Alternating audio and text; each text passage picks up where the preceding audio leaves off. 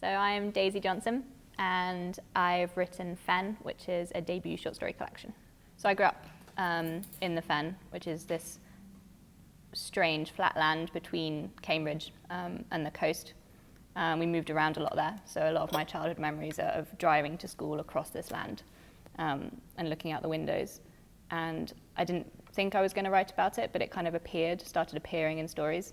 And I think it has a lot of myth and superstition about it. It follows the lives of women and girls living in a small town there. And in this land, strange things are starting to happen. So foxes are starting to talk, and language is kind of starting to turn aggressive. And a lot of the stories follow teenage girls growing up while strange things are happening. So one of the stories is about a house who falls in love with a girl.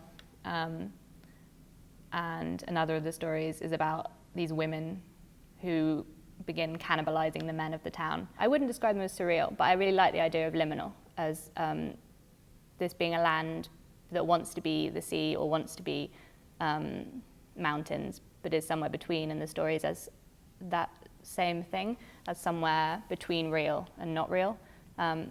Very like myths, where everything is based in reality, but then strange things happen.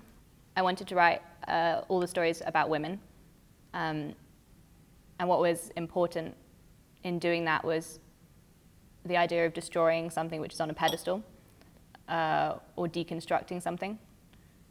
So the narratives that we have often, kind of male narratives where women exist as partners or mothers, I wanted to look back at that and write back to that. And what actually happened, which I didn't intend to happen, is that the men became the silenced ones. So in the stories, men are eaten or die and come back in quite destructive ways. I think the reason creative writing courses are so important is because of the people you get around you. I think, yeah, and it makes me very angry when people are dismissive of creative writing, because I do think it is something that you don't just wake up in the morning and write good writing. You work at it, and I think you have to learn how to work at it, because I think the first draft is never going to be good, however talented you are. And creative writing definitely teaches you not to worry about that the first draft doesn't really matter. It's kind of just how fast you can get it onto the page, and then how many times you can rewrite it. And for me, it was so important to have all of those different voices offering opinions. So I'm working on a novel, which will come out next year with Jonathan Cape. It's early days, but it's set on the canal. It took me a long time to work out what landscape to work in, because I think I find I really need a good landscape to work off of. And it was hard after Fen, because I think it came so naturally to me. Writing a short story is so much whittling away and what is left behind.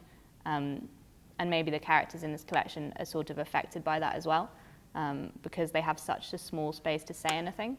And because we see them for an instant, and often something bad happens to them in the collection, and then we leave them.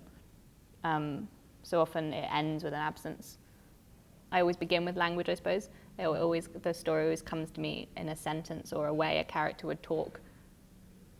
And that's always the start of it. And I think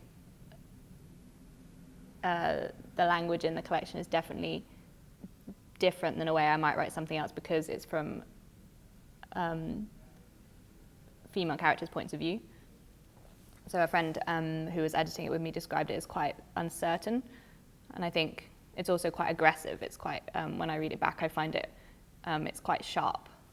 So I think the language is gendered, and I think it would be, I'm not doing it at the moment, but I think it would be interesting to see if I wrote a book about masculinity and growing up as a man, how that would be different, whether the language used would be different.